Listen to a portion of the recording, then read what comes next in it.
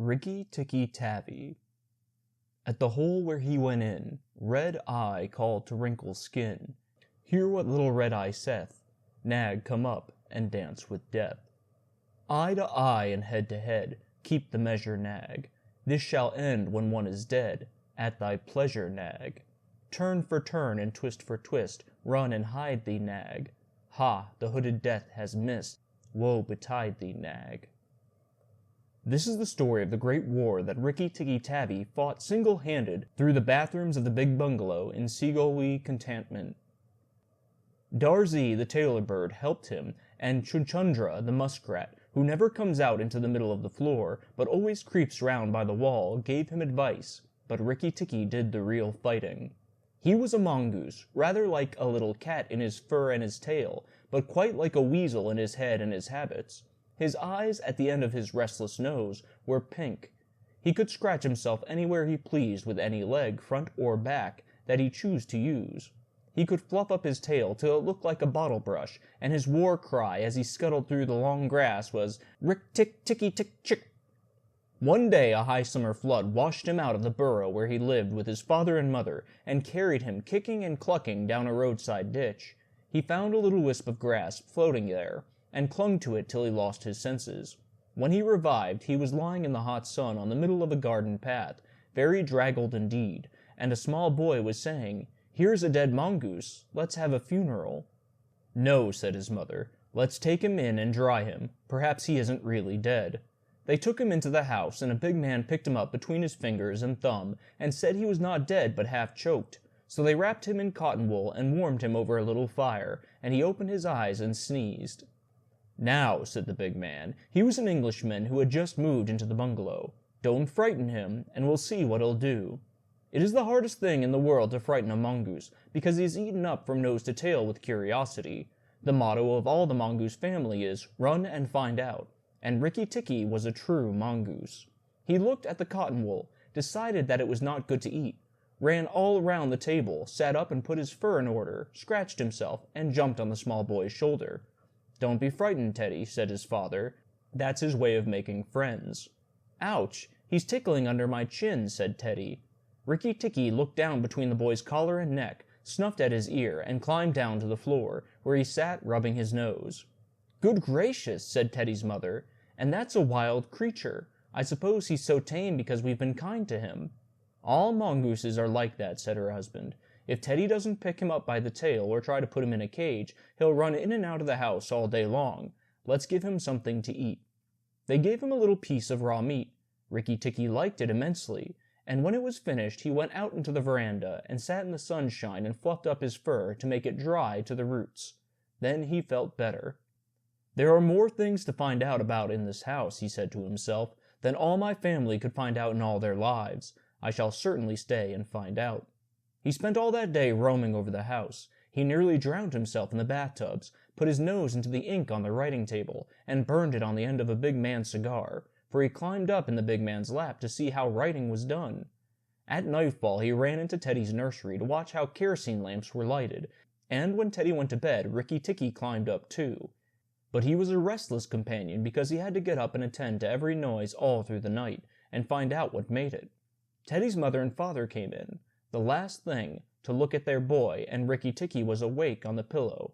"I don't like that," said Teddy's mother. "He may bite the child." "He'll do no such thing," said the father. "Teddy's safer with that little beast than if he had a bloodhound to watch him. If a snake came into the nursery now—" But Teddy's mother wouldn't think of anything so awful. Early in the morning, Rikki-Tikki came to early breakfast in the veranda riding on Teddy's shoulder, and they gave him a banana and some boiled egg.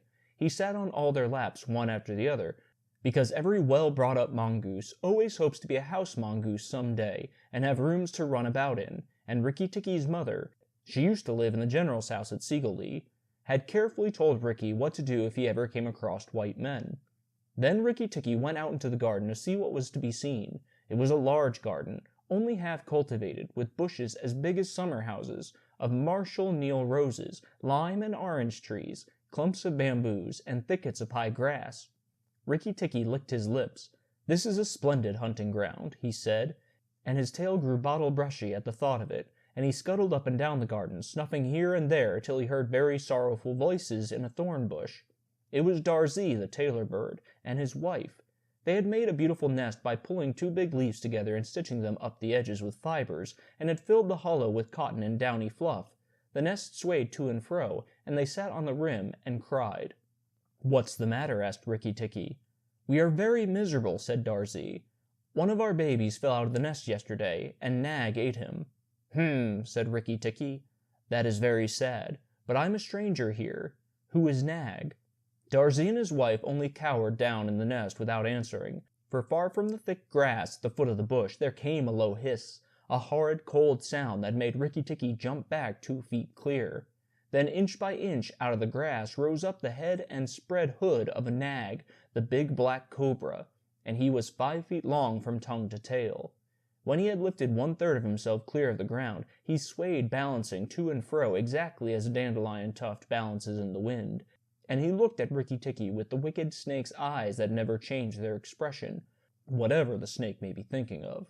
"Who is Nag?" said he. "I am Nag. The great god Brahm put his mark upon all our people, when the first cobra spread his hood to keep the sun off Brahm as he slept. Look and be afraid." He spread out his hood more than ever, and Rikki-Tikki saw the spectacle mark on the back of it that looks exactly like the eye part of a hook and eye fastening. He was afraid for the minute, but it is impossible for a mongoose to stay frightened for any length of time. And though Rikki-Tikki had never met a live cobra before, his mother had fed him on dead ones, and he knew that all a grown mongoose's business in life was to fight and eat snakes.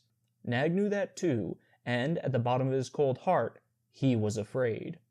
"Well," said Rikki-Tikki, and his tail began to fluff up again, "marks or no marks, do you think it is right for you to eat fledglings out of a nest?" Nag was thinking to himself and watching the least little movement in the grass behind Rikki-Tikki. He knew that mongooses in the garden meant death sooner or later for him and his family, but he wanted to get Rikki-Tikki off his guard, so he dropped his head a little and put it to one side. "Let us talk," he said. "You eat eggs. Why should I not eat birds?" "Behind you! Look behind you!" sang Darzee. Rikki-Tikki knew better than to waste time in staring. He jumped up in the air as high as he could go, and just under him whizzed by the head of Nagaina, Nag's wicked wife. She had crept up behind him as he was talking, to make an end of him. He heard her savage hiss as a stroke missed. He came down almost across her back, and if he had been an old mongoose, he would have known that then was the time to break her back with one bite. But he was afraid of the terrible lashing return stroke of the cobra. He bit indeed, but did not bite long enough, and he jumped clear of the whisking tail, leaving Nagaina torn and angry. "Wicked, wicked Darzee," said Nag, lashing up as high as he could reach toward the nest in the thorn bush. But Darzee had built it out of reach of snakes, and it only swayed to and fro.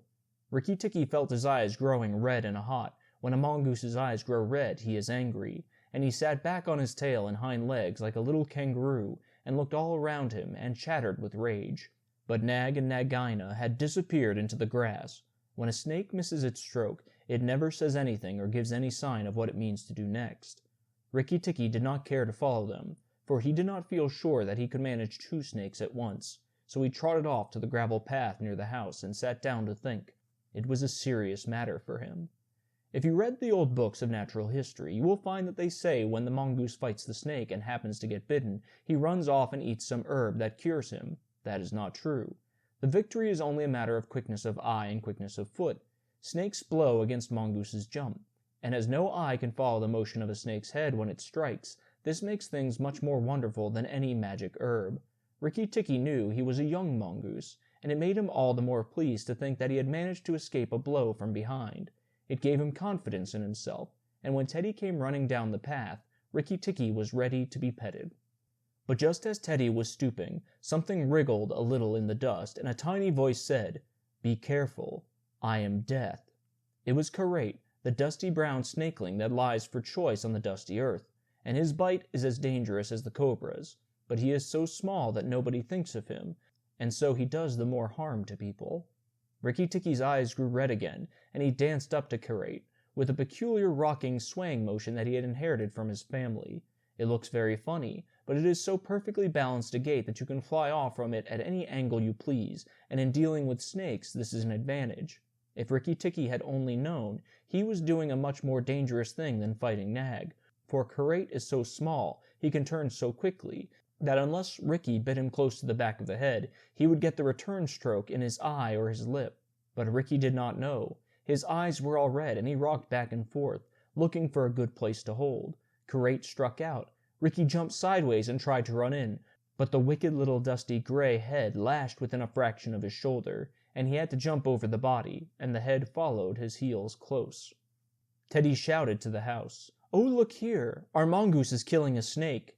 And Rikki-Tikki heard a scream from Teddy's mother. His father ran out with a stick, but by the time he came up, Karate had lunged once too far, and Rikki-Tikki had sprung, jumped on the snake's back, dropped his head far between his forelegs, bitten as high up the back as he could get hold, and rolled away. That bite paralyzed Karate, and Rikki-Tikki was just going to eat him up from the tail, after the custom of his family at dinner, when he remembered that a full meal makes a slow mongoose, and if he wanted all his strength and quickness ready, he must keep himself thin. He went away for a dust bath under the castor oil bushes, while Teddy's father beat the dead Karate. "What is the use of that?" thought Rikki-Tikki. "I have settled it all." And then Teddy's mother picked him up from the dust and hugged him, crying that he had saved Teddy from death. And Teddy's father said that he was a providence, and Teddy looked on with big scared eyes. Rikki-Tikki was rather amused at all the fuss, which, of course, he did not understand. Teddy's mother might have well have petted Teddy for playing in the dust. Rikki was thoroughly enjoying himself. That night at dinner, walking to and fro among the wine glasses on the table, he might have stuffed himself 3 times over with nice things, but he remembered Nag and Nagaina, and though it was very pleasant to be patted and petted by Teddy's mother, and to sit on Teddy's shoulder, his eyes would get red from time to time, and he would go off into his long war cry of Rick-tick-ticky-tick-chick. Teddy carried him off to bed and insisted on Rikki-Tikki sleeping under his chin. Rikki-Tikki was too well bred to bite or scratch, but as soon as Teddy was asleep, he went off for his nightly walk around the house, and in the dark he ran up against Chuchundra, the muskrat, creeping around by the wall. Chuchundra is a broken-hearted little beast. He whimpers and cheeps all the night, trying to make up his mind to run into the middle of the room, but he never gets there. "Don't kill me," said Chuchundra, almost weeping. "Rikki-Tikki, don't kill me." "Do you think a snake killer kills muskrats?" said Rikki-Tikki scornfully. "Those who kill snakes get killed by snakes," said Chuchundra more sorrowfully than ever. "And how am I to be sure that Nag won't mistake me for you some dark night?" "There is not the least danger," said Rikki-Tikki, "but Nag is in the garden, and I know you don't go there." "My cousin Chua, the rat, told me," said Chuchundra, and then he stopped. "Told you what?" "Shh! Nag is everywhere, Rikki-Tikki. You should have talked to Chua in the garden." "I didn't, so you must tell me. Quick, Chuchundra, or I'll bite you." Chuchundra sat down and cried till the tears rolled off his whiskers. "I am a very poor man," he sobbed. "I never had spirit enough to run out into the middle of the room. Hush! I mustn't tell you anything. Can't you hear, Rikki-Tikki?" Rikki-Tikki listened. The house was as still, but he thought he could just catch the faintest scratch in the world, a noise as faint as that of a wasp walking on a window pane, the dry scratch of a snake's scales on brickwork. "That's Nag or Nagaina," he said to himself, "and he is crawling into the bathroom sluice. You're right, Chuchundra. I should have talked to Chua." He stole off to Teddy's bathroom, but there was nothing there, and then to Teddy's mother's bathroom. At the bottom of the smooth plaster wall there was a brick pulled out to make a sluice for the bath water, and as Rikki-Tikki stole in by the masonry curb where the bath is put, he heard Nag and Nagaina whispering together outside in the moonlight. "When the house is emptied of people," said Nagaina to her husband, "we will have to go away, and then the garden will be our own again. Go in quietly, and remember that the big man who killed Karite is the first one to bite. Then come out and tell me, and we will hunt for Rikki-Tikki together." "But are you sure that there is anything to be gained by killing the people?" said Nag. "Everything.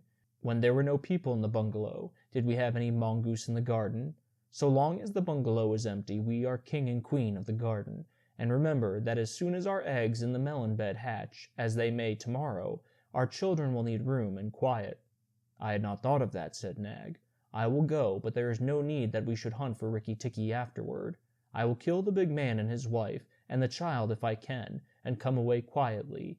Then the bungalow will be empty, and Rikki-Tikki will go." Rikki-Tikki tingled all over with rage and hatred at this. And then Nag's head came through the sluice, and his 5 feet of cold body followed it. Angry as he was, Rikki-Tikki was very frightened as he saw the size of the big cobra.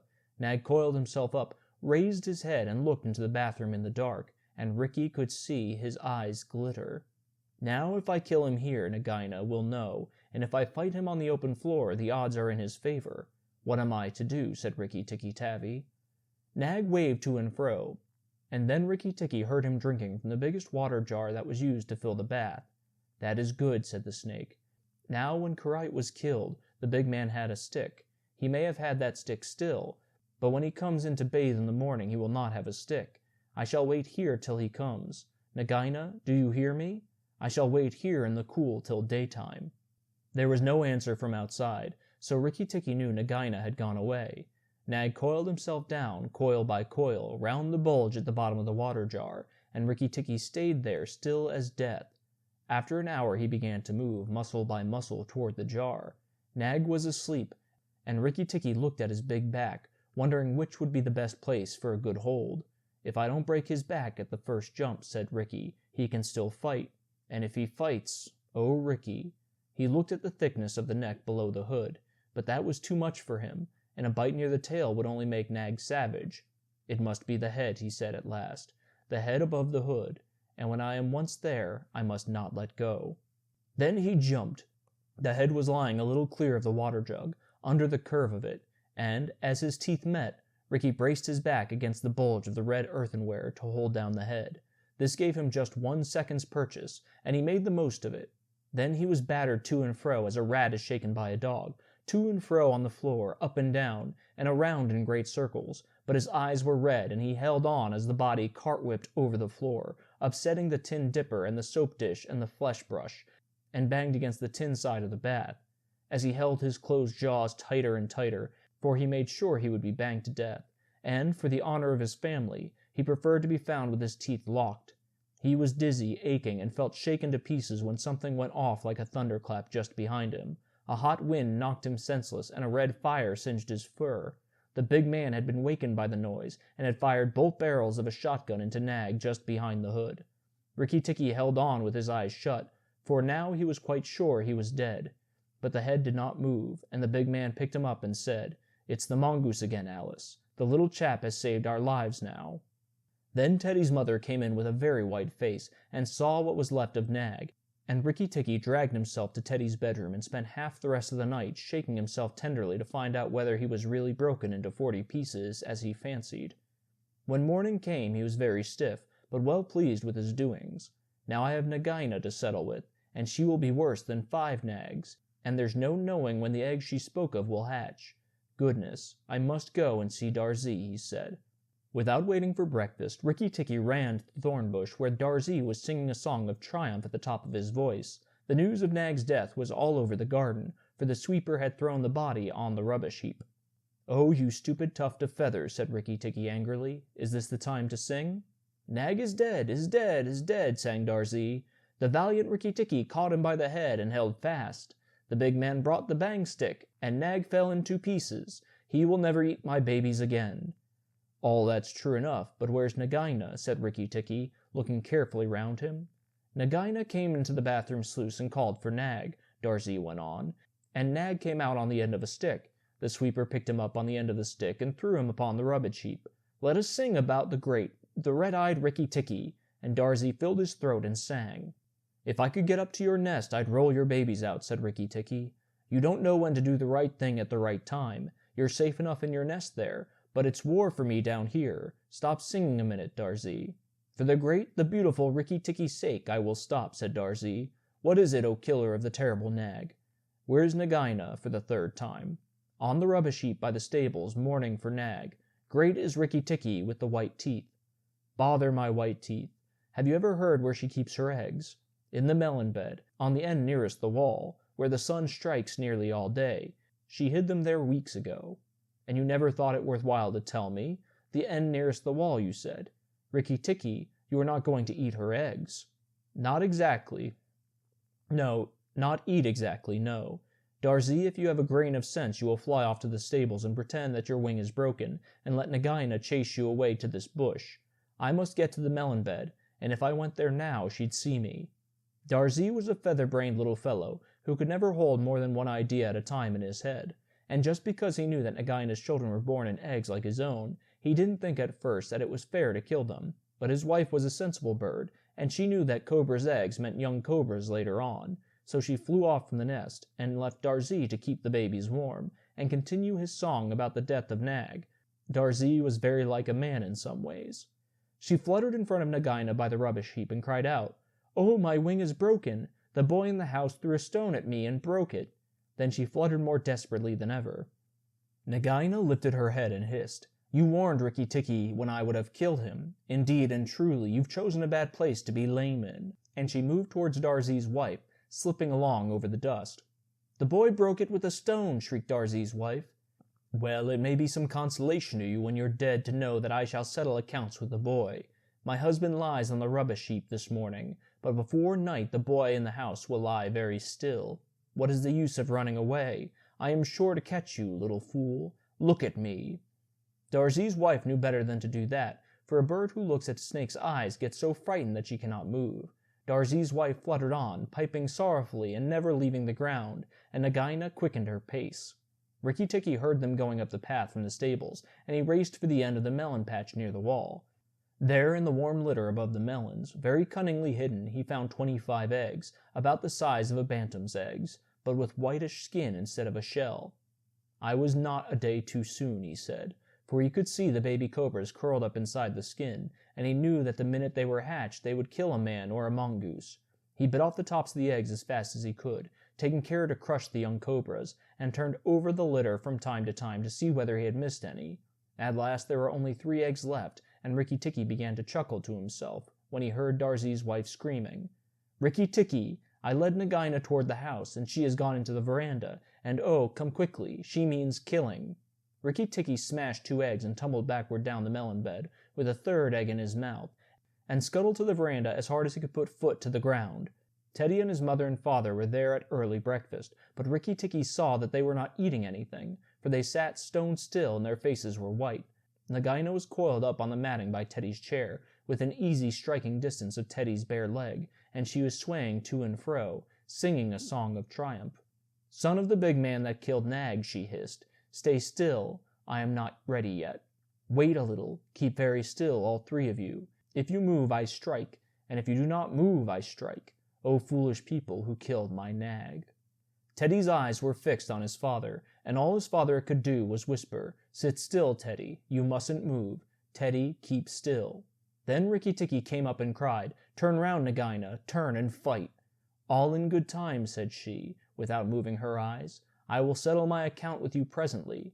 Look at your friends, Rikki-Tikki. They are still and white. They are afraid. They dare not move, and if you come a step nearer, I strike." "Look at your eggs," said Rikki-Tikki, "in the melon bed near the wall. Go and look, Nagaina." The big snake turned half round, and saw the egg on the veranda. "Aha, give it to me," she said. Rikki-Tikki put his paws one on each side of the egg, and his eyes were blood red. "What's the price for a snake's egg? For a young cobra? For a young king cobra? For the last, the very last of the brood? The ants are eating all the others down by the melon bed." Nagaina spun clear round, forgetting everything for the sake of the one egg. Rikki-Tikki saw Teddy's father shoot out a big hand, catch Teddy by the shoulder, and drag him across the little table with the teacups, safe and out of reach of Nagaina. "Tricked, tricked, tricked, rick-tick-tick," chuckled Rikki-Tikki. "The boy is safe, and it was I that caught Nag by the hood last night in the bathroom." Then he began to jump up and down, all 4 feet together, his head close to the floor. He threw me to and fro, but he could not shake me off. He was dead before the big man blew him in 2. I did it. Rikki-Tikki-Tick-Tick. "Come then, Nagaina, come and fight me. You shall not be a widow long." Nagaina saw that she had lost her chance of killing Teddy, and the egg lay between Rikki-Tikki's paws. "Give me the egg, Rikki-Tikki. Give me the last of my eggs, and I will go away and never come back," she said, lowering her hood. "Yes, you will go away, and you will never come back, for you will go to the rubbish heap with Nag. Fight, widow. The big man has gone for his gun. Fight." Rikki-Tikki was bounding all around Nagaina, keeping just out of reach of her stroke, his little eyes like hot coals. Nagaina gathered herself together and flung out at him.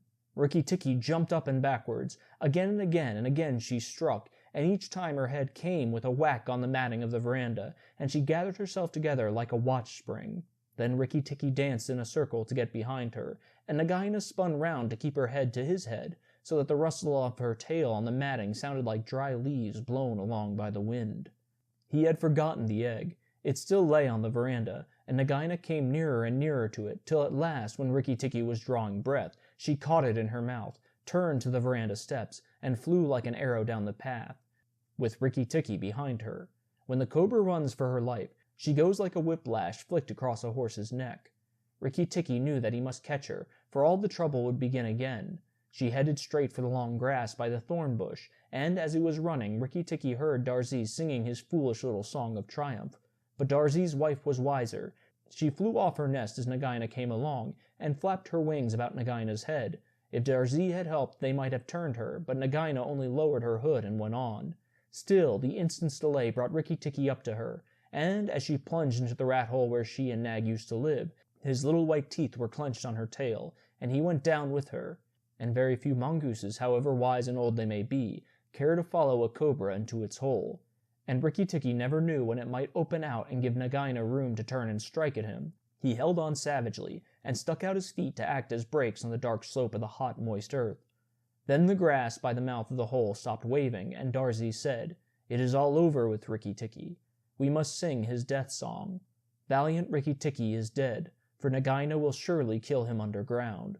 So he sang a very mournful song that he made up on the spur of the minute, and just as he got to the most touching part, the grass quivered again, and Rikki-Tikki, covered with dirt, dragged himself out of the hole, leg by leg, licking his whiskers. Darzee stopped with a little shout. Rikki-Tikki shook some of the dust out of his fur and sneezed. "It is all over," he said. "The widow will never come out again." And the red ants that lived between the grass stems heard him, and began to troop down one after another to see if he had spoken the truth. Rikki-Tikki curled himself up in the grass and slept where he was, slept and slept till it was late in the afternoon, for he had done a hard day's work. "Now," he said when he awoke, "I will go back to the house, tell the coppersmith Darzee, and he will tell the garden that Nagaina is dead."